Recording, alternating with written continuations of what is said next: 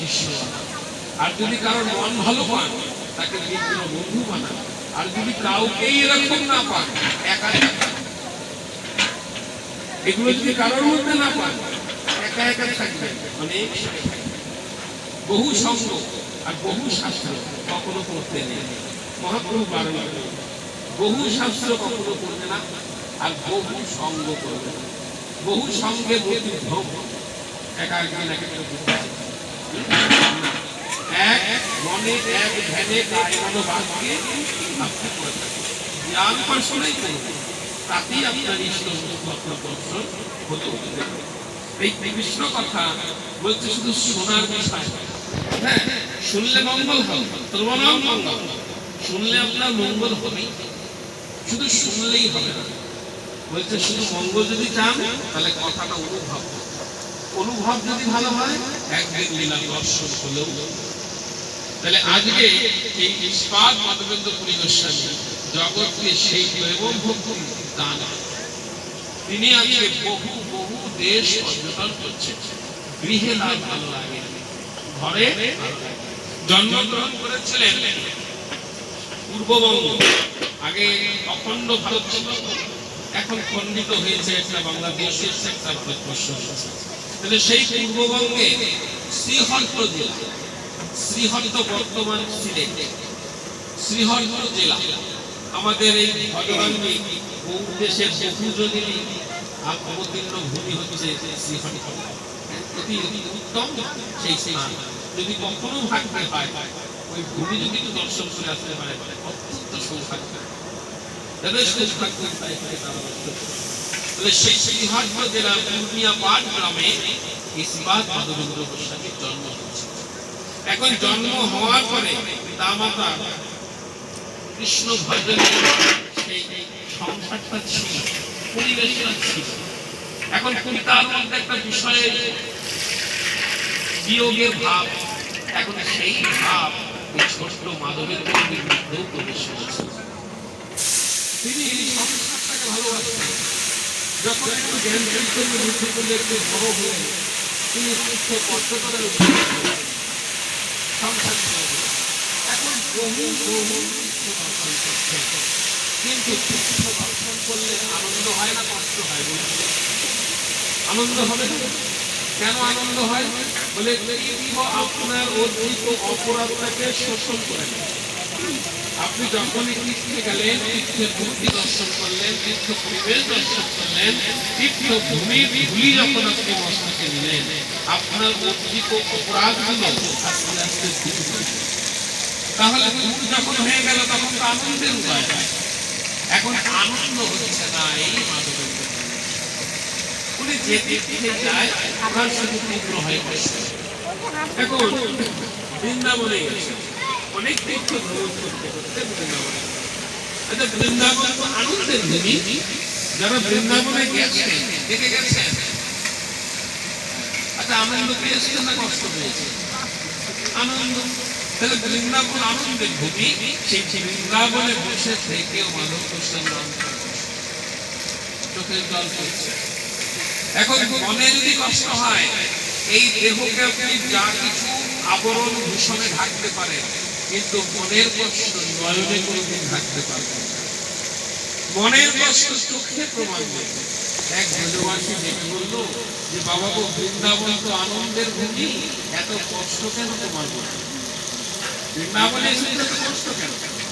এই যে এটা বৃন্দাবন, যেটাই হয় হরিনাম সংকীর্তন, সেই তো মধুর বৃন্দাবন, যেটাই হয় ভগবানের কথামৃত শ্রবণ, এই তো মধুর বৃন্দাবন।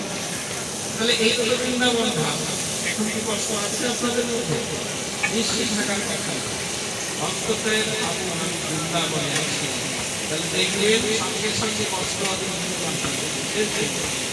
এখন ব্রজবাসীরা বলতে যে বাবা, বৃন্দাবনে এসে তোমার অন্তরে এত কষ্ট? বলে হ্যাঁ, বুঝতে পারছি না কেন এত দুঃখ। আমি যে দিকেই যাচ্ছি আমার অন্তরটা জ্বলে, দুঃখে ভারাক্রান্ত হয়। আমি দুঃখের সেই ভাব সাধন করতে পারি। তখন জিজ্ঞেস করেছে, আচ্ছা তোমার গুরুদেবের নাম কি? গুরু স্বরূপ, গুরু পরিবার ইষ্টগোষ্ঠী করছে।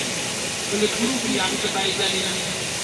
তখন সেই ব্রজবাসী বলছে, তোমার গুরুকরণ হয়নি, এই এতে তোমার সমস্যা।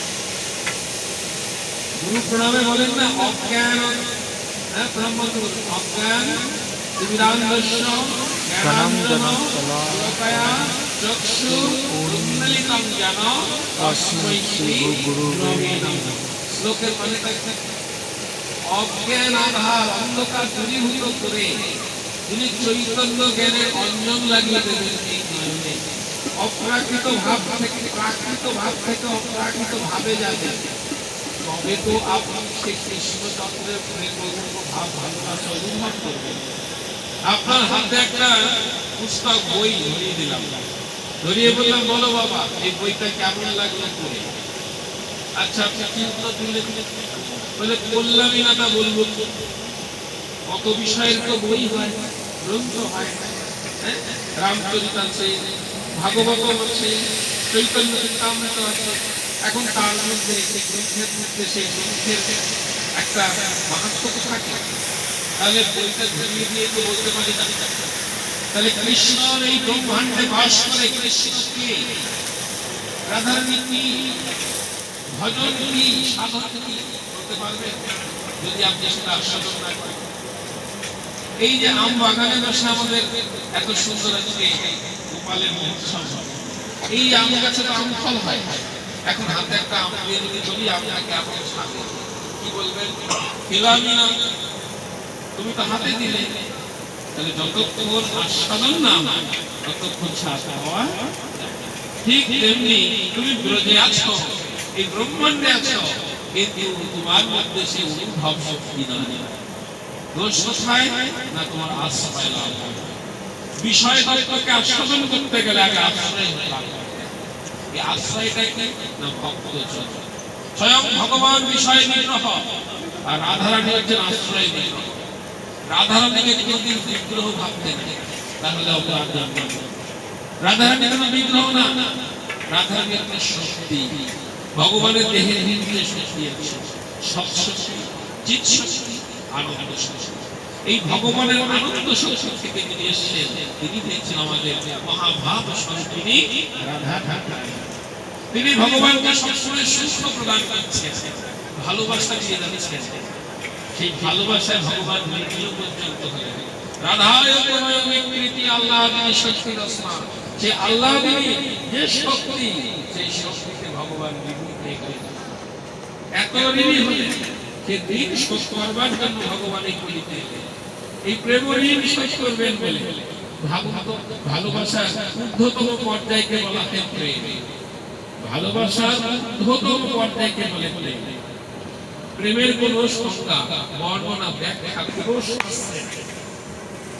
কবিরাজ গোস্বামীরাও গ্রন্থে একটা জায়গায় লিখলেন, আত্মেন্দ্রিয় ইচ্ছা ধরে কাম, কৃষ্ণ ইন্দ্রিয় ইচ্ছা ধরে প্রেম।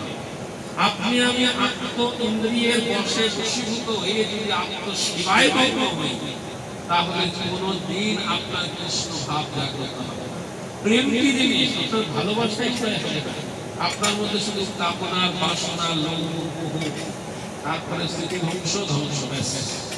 এইভাবে শুধু আসা যাওয়া। নতুন দাস কথা বলেছে না যে এহেন অবতারে রতি না জন্মিল, সেই পাপী হবে এনু আর গেল। আসা আর যাওয়া সারা মূল তত্ত্ব বস্তু সম্বন্ধে আমরা অবগত হতে পারব। কিন্তু যদি ইন্দ্রিয়গণকে কৃষ্ণ সেবায় জড়িত করতে পারে, পাঁচটা কর্ম ইন্দ্রিয়, পাঁচটা জ্ঞান ইন্দ্রিয়, বাক, পাদ, পানি, বায়ু, উপস্থ, এটা পাঁচ কর্ম।